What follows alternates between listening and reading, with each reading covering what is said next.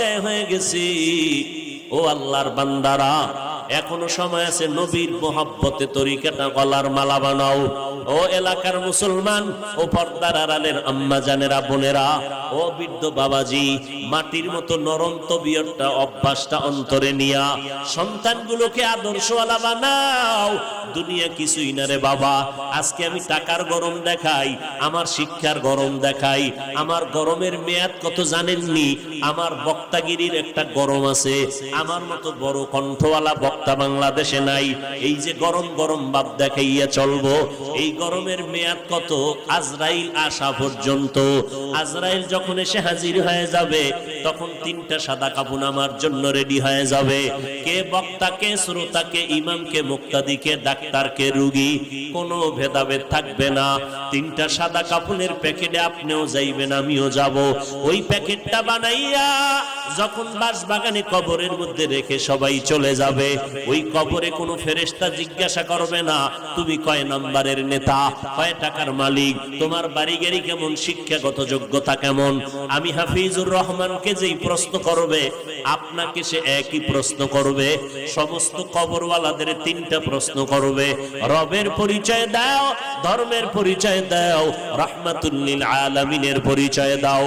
এই 3টা প্রশ্নের জবাব যারা দিতে পারবে, মদিনার নবী বলেন তাদের কবর হবে রওজাতুম মির রিয়াজিল জান্নাহ। আর যারা জবাব দিতে পারবা না, তাদের কবর হবে হুফরাতুম মিন হুফারিন নার। ও আল্লাহর বান্দা, কয়দিনের যৌবনের বাহাদুরি করবি? আল্লাহ বলেন সব মাখলুক তোমার গোলাম বানায় দিলাম। আসমানটাও তোমার গোলাম, সূর্য তোমার গোলাম, জমিন তোমার গোলাম, বাতাস তোমার গোলাম। आइसलैंड ट्रिप के लिए स्वेटर वहीं से ले लेंगे ना? हाँ। क्या? हाँ बता, ट्रिप इज कैंसिल्ड। कि सारे पैसे तो गैम्बलिंग एंड बेटिंग में गए? नहीं, I will win, never. Stop being a quick money addict, show some courage and do the right thing. SIP करो, नया फ्यूचर स्टार्ट करो। म्यूचुअल फंड निवेश बाजार जोखिमों के अधीन है। योजना से जुड़े सभी दस्तावेजों को ध्यान से पढ़ें।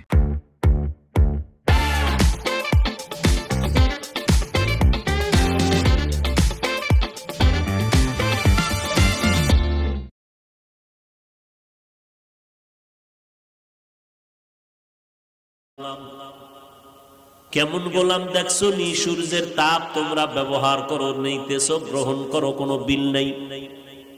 আমি আল্লাহ পানি দিলাম ফ্রি, কোনো বিল নিলাম না।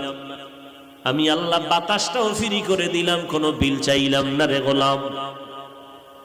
মাটির সৃষ্টির মানুষগুলো তোর সম্মান দিলাম সবার উপরে বাড়াইয়া। আর এই সম্মানটা যদি ধরে রাখতে পারো, আমি আল্লাহ ওয়াদা করলাম তোরে দুনিয়াতেও বাদশার চেয়ারে রাখবো, পরকালেও তোরে বাদশার চেয়ার দিয়া বিনা হিসাবে জান্নাত দিব। আর এই বাদশাহী যদি চাও, তোমার এই ঐতিহ্যকে ধরে রাখো। আর ঐতিহ্যকে যদি ধরে রাখতে চাও, তাহলে মাটির গর্বের মানুষ, মাটির দিয়ে তাকাই একটু নজর করো। মাটির মধ্যে একটা গুণ আছে, সেই গুণটা তোমার মধ্যে জমা করে নাও। বলে মাটির মধ্যে কি গুণ আছে? নজর করিয়া দেখো। একটা জমিনেরে 13 বার জাল দলিল দিয়া বিক্রি করিয়া দালালেরা কত টাকা খাইল? আসেনি? আল্লাহ কয় দেখ, এই জমিনটা কারোর সাথে বেয়াদবি করে নাই। এই জমিনের মধ্যে কত মানুষ মদের বোতল নিয়ে লাফায়। এই জমিন মাটির মধ্যে বৈশা কত মানুষ জিনা করে। মাটি তো কারোর সাথে খারাপ আচরণ করে না। যত জুলুম অন্যায় অত্যাচার গুলো ধৈর্যের সাথে মেনে নিতেছে। মাটি যদি মেজাজ গরম করে, দুনিয়াটা ধ্বংস করতে একটা সেকেন্ড লাগবে না। শরীয়তপুরের মানুষগুলো মাটি আর বাড়ি সহ পানির মধ্যে চলে গেল। এরে আল্লাহর গোলাম, এখানে যদি আল্লাহ অর্ডার করে মাটি তুই 50 ফিট নিচে ধসে যা, মাটি ধসে যাবে। বাড়িঘর শুদ্ধ মানুষ আর ধরো বলতেও কোনো সময় পাবে না। আল্লাহ তাআলা বলেন মাটির মধ্যে তাকায় দেখ, এই মাটির মধ্যে একটা গুণ আছে। এই মাটি যত জুলুম করা হয়, কারো সাথে খারাপ আচরণ করে না, বরং নিজের ধৈর্যের পাহাড় হইয়া সব মেনে নেয়। ও মাটির মানুষ, তোমার মধ্যে এই গুণটা অর্জন করো। তুমি গরম মেজাজ দেখাইও না, মাটির মতো নরম হইয়া জমিনে চলো। আল্লাহ বলেন ও মানুষ, তোমাদেরকে আমি আল্লাহ শক্ত মাটির থেকে বানাইছি, নাপাক পানির থেকে তোমাদেরকে আমি আল্লাহ রূপান্তরিত করলাম। ওই নাপাক পানিটাকে 40 দিন করে আমি আল্লাহ ফেরেশতার মাধ্যমে মেহনত করাইলাম। নাপাক পানি 40 দিনের শোধনের কারণে এটা রক্ত জমাট রক্ত হয়ে গেল। জমাট রক্তকে আবার 40 দিন শোধন করার পরে গোশতের টুকরা, এর উপরে হাড্ডি, আবার 40-এর মেহনতে আবার এর উপরে গোশত।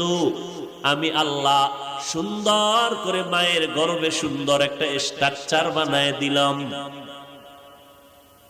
আমি আল্লাহ আস্তে আস্তে করে ধীরে ধীরে তোমার মতো মানুষটা আমি ফেরেশতার মাধ্যমে মায়ের গর্ভে সুন্দর করে বানিয়েছি। তো আল্লাহ বলেন আমি মাটির থেকে সৃষ্টি করেছি, এটাই আসল। নাপাক পানির থেকে যদি হয় তো কেমনে হবে? আবার মাটির থেকেই যদি আসল হয়, কই আমাদের তো নাপাক পানির থেকে আমরা আসছি, মাটির থেকে তো আসি নাই।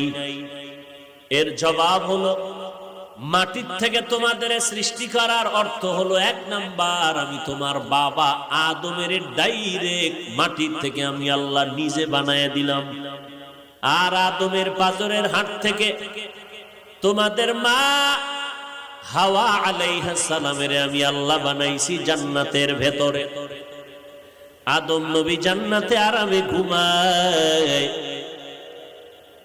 ঘুমের গভীরতার মধ্যে আমি রব্বুল আলামিন আদমের পেছনের হাড় নিয়ে হাওয়াকে বানাইয়া সুন্দরী রূপসী করে পোশাক পরাইয়া একটু দূরে আমি বসায়া রেখেছিলাম।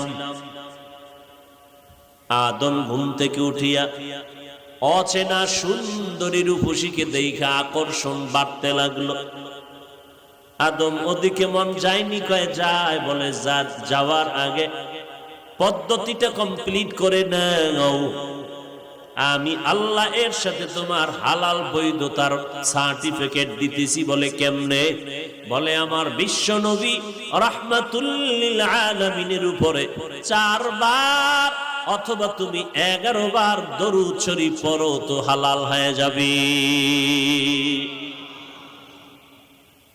আদম নবী তাই করলেন, 11 বার মদিনাওয়ালা নবীর উপরে দরুদ পড়লেন। আম্মা জান হাওয়া হালাল হয়ে গেলেন। 2 জন জান্নাতে থাকবেন। আল্লাহ বললেন থাকো, আনতা ওয়া যাওজুকাল জান্নাতা ওয়া কুলা মিনহা রাগাদান হাইসু শি'তুমা। মনে যখন যা চায় জান্নাতের ভেতরে বিচরণ করো আর খাও, তবে সাবধান। একটা গাছকে ইশারা করে বললেন ওয়ালা তাকরাবা হাযিহিশ শাজারা, ওই গাছের নিকটেও যাইবা না, যদি যাও তো জালেম। ফাতাকুনা মিনাজ যালিমিন।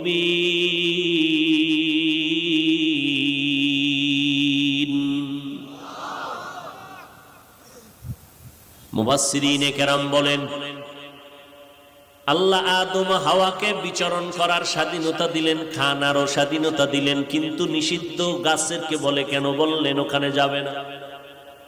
গাছটা কি বিষ গাছ নাকি ফলটা কি বিষ? মুফাসসিরিনে কেরাম বলেন না, গাছটাও কোনো খারাপ না, ফলও ভালো, ফল খারাপ না। নিষেধ কেন করেছেন? কিয়ামত পর্যন্ত আওলাদে আদমদের আল্লাহ একটা বিধান কায়েম করায় দিলেন আদমের মাধ্যমে। এই আদম সন্তান, জান্নাতের মধ্যে তোমার আব্বা আম্মা বিচরণ করেছে, মনের মতো খাইছে, কিন্তু এরপরও সীমাবদ্ধ স্কেল লাগায় দিছি, পাইলেই খাওয়া যাবে না, নিষিদ্ধ গাছের কাছেও যাইবা না। তোমাদের জিহ্বাটাও কিন্তু গরুর মতো দৌড়ায়, হালাল চেনে না, হারাম চেনে না। সাবধান, খাইতে কোনো নিষেধ নাই, স্বাধীনতা দিয়া দিলাম, তবে বাবার মতো তোমাদের উপরেও সীমাবদ্ধতা দিলাম। জীবনে যত হালাল পাবি খাবি, তবে হারাম দেখলে খাবি না। হারাম খানা বন্ধ করে দিও, ব্যবসা করো হালাল, কিন্তু ব্যবসার নামে সুদের সাথে জড়িত হইও না, হারাম। সুদ দিবা না, নিবা না, সাক্ষীও থাকবা না, তাহলে যে দিল যেই পরিমাণ অপরাধী, যে নিল সে ওই পরিমাণ অপরাধী, যারা লেখলো সাক্ষী হইল সবাই একই অপরাধী। বলে অপরাধ কি? বলে ছোট অপরাধ, নিজের মায়ের সাথে 24 ঘন্টা জিনার গুনাহ লেখা হবে। নাউজুবিল্লাহ, আয়েনা হারাম খাইয়া এত মজা পাইছে, ও নাউজুবিল্লাহ, আয়েনা।